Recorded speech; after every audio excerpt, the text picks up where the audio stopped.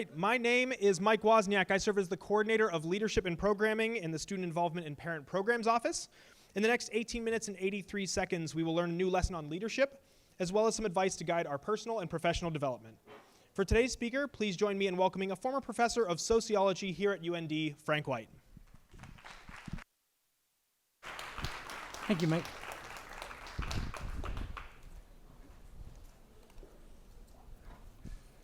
Well, thank you, Mike, for that nice introduction. And can you hear me all right? Mike's working pretty good? Okay, good. And I'd like to thank everybody for showing up today.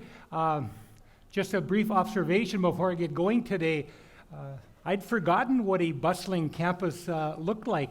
I retired 2 years ago, and the 3 years preceding that were the COVID.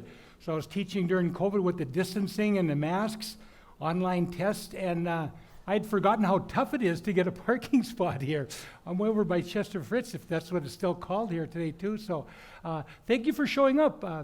It's nice to see the energy and the attendance, and I'll try and continue that momentum and that energy with you today. Mike and his crew asked me to come and speak last spring. I was in here watching Dr. Munsky speak, and I thought it was kind of a cool presentation. And I've got to watch all the other speakers after those following weeks, and I was pretty impressed with all of them and how they come from different areas and different careers, all with different journeys. And I remember very, very young in my career thinking about how exciting leadership was, how dynamic it was, how it's always changing and evolving. And I can see that especially with today's leadership when you look at new generations coming in. And I'll try and address some of those principles and insights as I go on today too. Some of my leaders that I was impressed with, I now see their names on buildings around here. O'Kelly and Clifford and Strindon and Odegaard. I think that's pretty neat. And when I think about that, I date myself. When I first started out into the leadership journey, one of the quotations, statements that really stuck with me and formed a foundation for what I tried to follow later on was that leadership isn't about position. It's not about status. It's not about titles. Or even awards. Leadership is a verb. Leadership is about action. It's what we do. And more specifically, it's what we do for and with others. If you look at the strategic plan right here too, the foundation here is service. And that's the same with any organization, any type of committee you're going to get involved with. It's helping, looking for the needs of other people and satisfying those. When you start that journey, at least for me, it made a big difference. Muhammad Ali had a great quotation when he talked about service. He said that service to others is the rent that you pay for your time here on earth. And I never forgot that either. Working with administrative staff and faculty and staff in my entire career, that made a big difference. Manning your own place, your own workspace. And I stuck with that. And the other thing about leadership, before I got into my practice, is that it really stuck with me and it appealed to my competitive side. It appealed to my adventuresome side. And it was a quotation that goes something like this. Leadership is more of a journey. If you take the word leadership and the root word leader is Latin and it means guide. It means to guide one on a journey.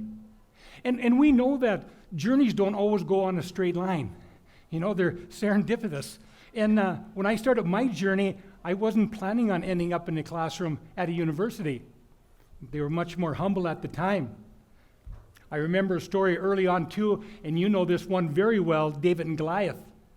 You know, David didn't start off to be a ruler or a king or a leader. David started out delivering sandwiches to his brothers on the battlefield. Goliath got in the way. And Goliath in this story is a great metaphor for all the disappointments and obstacles, all the failures, all the defining moments you're going to find on your journey, on your odyssey, on your mission. When you start to find that journey and make that first step, it's not necessarily a straight line, and it's not going to be necessarily what you might have expected. When I started my journey, I was happy. My initial goal was to teach high school social studies and to be a wrestling coach. And I was pretty pleased with that. I thought that'll work out really well for me. It didn't work like that because some of the people that I ran into, some of the obstacles that I had to encounter, and it made a big difference in who I am today. That's the journey, that's the odyssey that we get to do once we have the courage to take that step towards our North Star, whatever that happens to be. And listen to Peter Johnson and Dr. Munsky and Bubba Swigart and Bubba Berry over the weeks here too. I was also impressed at how they come from different areas and careers and different journeys. They have different insights, but what they all have in common, and I think I can tune into that as well here today too, it's what they have in common, all leaders, that make them truly effective and they stand the test of time. And that's what I want to share with you today too. I want to share some simple principles of effective leadership. Some people call them gifts, some people call them abilities, other people call them superpowers, and I like the superpower one as well. The first one, when it comes to an effective leader, and you want to follow that particular person, does that person have the ability to unite others? It sounds pretty easy, to unite, but it's not that simple. When you look at the demographics today, you look at the diversity, you look at the political divide, culture clash, culture wars, immigration. You can't get Coca-Cola and Pepsi to be served at the same time in the same restaurant today. It's not that easy. Even look out today, where you're sitting with people, you might not even know the person next to you. Probably came with the group, different departments, different reasons, different things. To unite is quite a chore, and it's quite an ability. Some people do that very, very well. And you hear it in the literature, you hear it in their terminology. Community, harmony, collaboration, building culture, the esprit de corps. When you look at bringing people together and forming that group, I've learned very early in my career is that the people who are really good at this, they're the people who don't force you to follow them. They're the people who invite you on their journey. They invite you, and you really see this. I did, especially because I'm an older guy. I'm a baby boomer. And I noticed it right off the bat when I looked at people who were younger than myself, the people who were teaching, and also the next generation that I taught. Generation X, Generation Y, Generation Z, Generation Alpha. They don't have the same values that my generation, the baby boomers, had. We saw leadership as structured and authoritarian and concentration of power. Today, leadership has evolved, and leadership today requires inclusion, invitation, to become part of something. And we see it in that literature as well. We need to make that table longer, and we need to make that table a round table so we have face-to-face interaction with as many people from a diverse population that we can possibly find. That makes a big difference. I like to use other people's reference because it gives me some credibility here too, but I can't help but think of Helen Keller in some of her works, and she had a quotation that stuck with me for a long time, and she said that alone we can do so little, together we can do so much. Bringing something to unite, bringing together a gift. And some people have that it factor. Other people may have to work at it. The second effective principle, I think, is, I call it the X factor. When you see someone that has the ability to inspire. Now, we've all heard that inspiring lecture. We've heard that inspiring pep talk. We've seen a inspiring performance by an artist, a comedian, or whomever. We know it when we see it. But it's an X factor. And if you take the word inspire, it comes from the Latin root inspirare, and inspirare means to breathe life into. It means to awaken a particular feeling in someone, an emotion, a passion. When you can move people laughing and crying and deal with the full range of emotions, that can be very inspiring. And you've heard that person that's able to do that. Passion is a wonderful aspect, and a lot of people have to find their passion, and not only find it and tap into it, but to share that with others. When I think about passion, I think about those people that moved me when I heard my first motivational lecture, my first motivational speaker, and I was ready to get up and go and do that right off the bat. That's a gift. Some people call it the it factor. But if you see that passion, that power of passion, if you want to notice that in a leader, watch a leader when they don't know that they're being watched. If you want to see how much someone cares, watch someone when they don't know that somebody else is watching them. I've seen lots of examples of this. Go to practices, watch how people prepare for a class. One of my vivid memories about 10 years ago, I was watching football on a Sunday, which I do every Sunday for as long as I can remember. The TV cameras were panning the sidelines. It was the end of a game. Dallas Cowboys were playing. Dak Prescott was sitting on one of the chairs there on the sidelines. And I thought it was the end of the game because he had his helmet off. He was taking off his tape. He took a drink of Gatorade. And he finished a glass, a paper cup, and he threw it behind him into the trash can. He missed a trash can and fell on the ground. And of course, the cameras were panning this. And almost immediately, he got up from his chair and he walked around and he picked up that cup and he threw it into the garbage.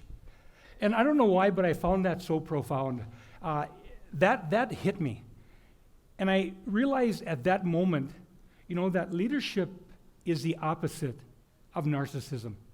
Leadership is the opposite of entitlement. If he doesn't pick up that cup, who picks that up? Janitor, support staff. Why should those people have to pick up after adults and professionals?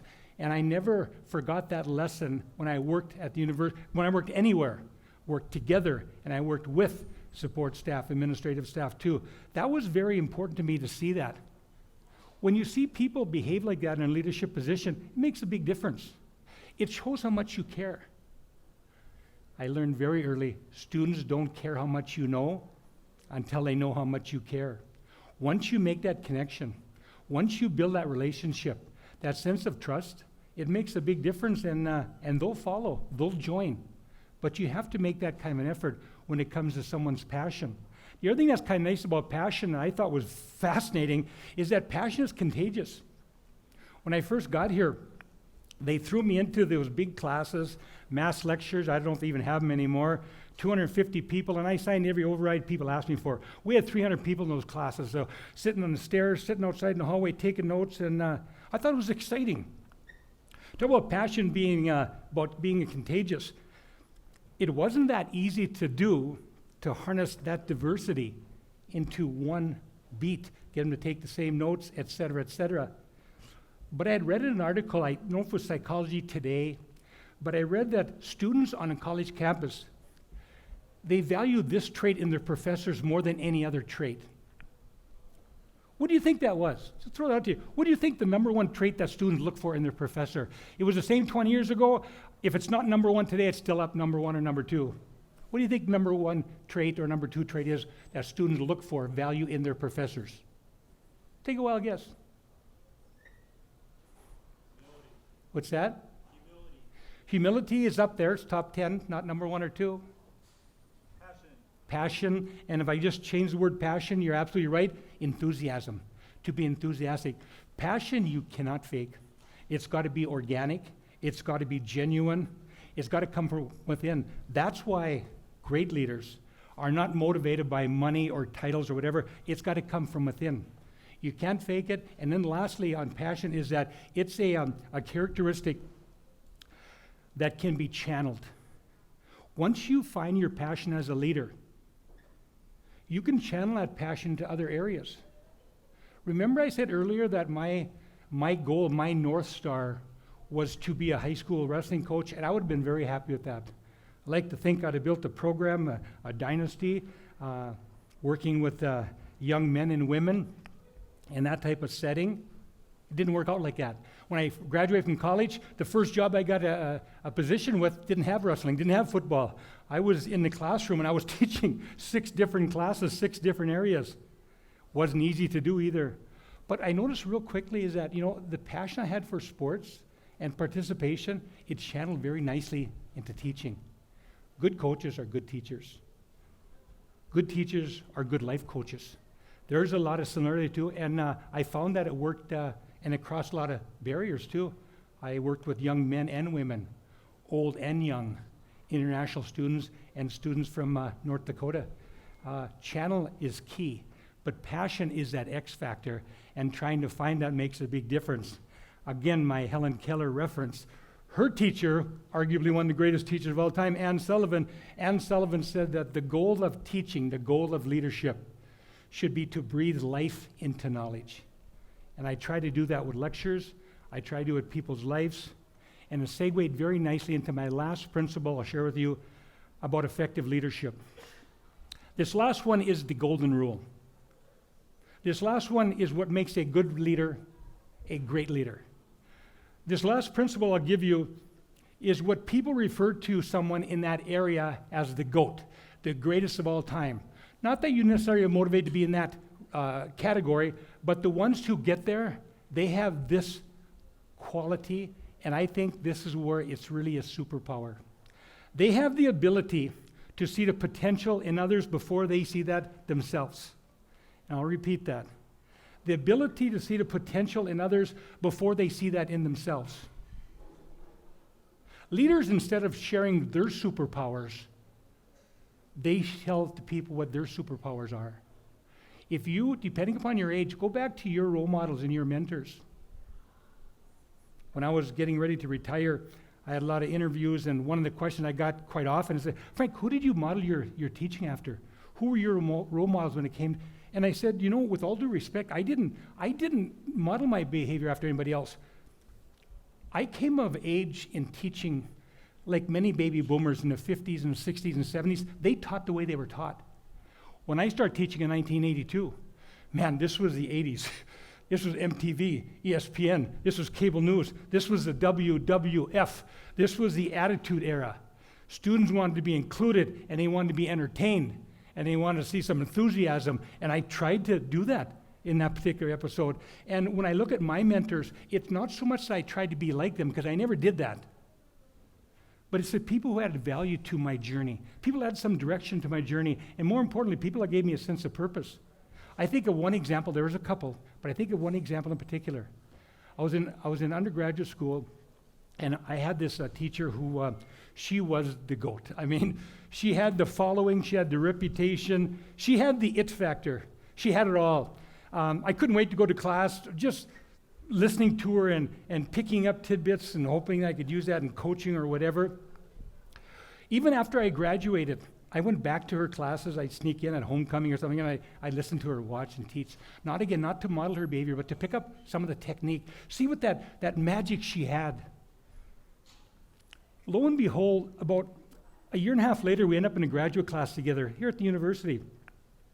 And we were studying for an upcoming exam. It was something in educational psychology or teaching methodology. I can't remember the topic. But we were studying, and out of the blue, she sits across from the table, out of the blue, and she says to me, she goes, Frank, you're going to be a great educator. And I remember how shocked I was by that. And let me tell you, no one was saying that back then. Not my family, not my friends, not my teachers, no one was saying that back. I wasn't even thinking that back then. I was living in the moment, just trying to get, from stage A to stage B. But she went on a little bit further. She said, Frank, you got a good deal of emotional IQ, she said. You have a passion for sociology. She said, you have unlimited energy. Matter of fact, you might have to tone that down a little bit. You might have to channel that energy level, she said. You're a great storyteller. You have very good timing, she said. No, I think students are going to follow you. I think that's going to be pretty good future for you. And I go, wow. And I remember at that time, I remember the first time in my life I felt empowered. Great leaders do that. They have a transformative effect on you. And in that simple affirmation, she had seen something. She had commented on something that either other people had missed or nobody took the time to tell me. It made a big difference for me. I looked at myself differently after that day. And I looked at other people differently too. I looked at other professors. I go, I could do that. It doesn't look that tough. I'm not saying I do it better, but I would do it differently. I would slide in a story there. I would come up with this particular quotation, things like that. When I got to that stage, I never looked back. I'm reminded of Mark Twain's comment. He said, the two biggest days in your life are the day that you're born and the day that you figure out why. The day you find your purpose. She helped me find my purpose that particular day. And what she gave me that day is the greatest gift. The golden rule in leadership. She gave me the permission, gave me the license. She gave me the courage, and let me tell you, it takes courage if you want to lead and you want to go to places you've never been before and try and experience stuff in the trial and error, because it's an art form, it's not a science. And when you do that, when I did that, I thought, wow, she gave me that license to go and chase my North Star, and I never looked back. Great leaders will leave a legacy. And there's different types of legacies that you leave here too. As I was walking around the campus today too, I was looking at these buildings, Clifford Hall, one of my mentors. When I was a graduate student here in my first year teaching, I used to see him all the time. He made a point to come up and talk to you. Shake your hand. Where are you from, Frank? I'm up from that area, part of the state as well. Shake my hand, big Marine, and he say to me, Frank, you keep yourself in good shape. If you want to do this for a long period of time, you got to be in good shape. Take care of yourself. Healthy body, healthy mind. And I go, wow, that was profound. I listened to him. I walked through O'Kelly today. I taught in O'Kelly for a number of years. O'Kelly's named after Bernard O'Kelly, the longest serving dean in the history of the United States. And I don't think anybody broke his record since he's retired. Bernard O'Kelly was a wonderful mentor. When I first got hired here, he used to invite me over to his office, and you could smoke back then. He'd be smoking in his office. You could hardly see him in there too.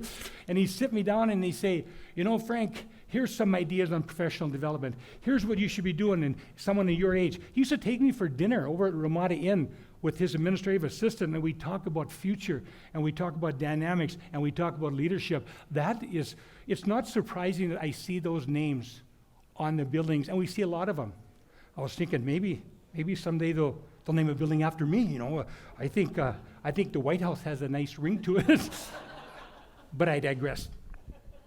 But that legacy is a monument legacy. It's a monetary, it's a money. Those are wonderful and those are great. But there's the other legacy, and it's the life legacy. And the life legacy is that the people you touch, the people you give value to, the people that you help as far as influence and purpose, those are the ones who are going to carry on your values, your interests, your ideas, your hopes, and your dreams. And that's nice about being a leader. Leadership is about touching the future. It's the gift that keeps on giving. So wherever you're at in your leadership journey, good luck, and try to remember some of those principles as you navigate towards your North Star. Thank you for showing up today.